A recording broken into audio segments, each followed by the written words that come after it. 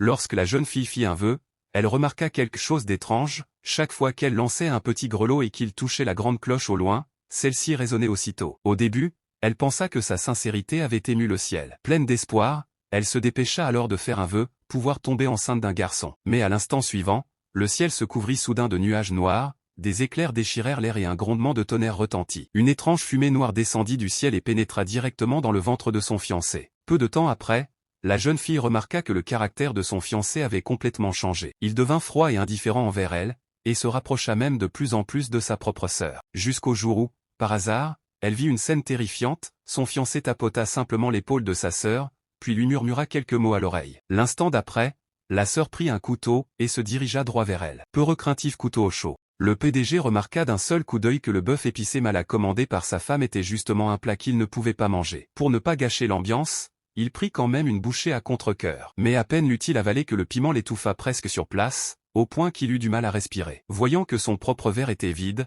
il attrapa aussitôt celui de sa femme et le but d'un trait. Ce n'est qu'à ce moment-là qu'une serveuse apporta rapidement une nouvelle assiette de bœuf, cette fois sans piment. La femme réalisa alors qu'elle n'avait jamais vraiment pris le temps de connaître les goûts et les habitudes de son mari. À la fin du dîner, l'homme quitta le banquet, visiblement contrarié. La femme se dépêcha de le rattraper, mais dans sa précipitation elle se tordit la cheville et tomba accroupie par terre, refusant de bouger à cause de la douleur. Alors qu'elle affichait une mine à la fois blessée et pleine de reproches, l'homme se pencha finalement vers elle et lui dit doucement de monter sur son dos, prêt à la porter.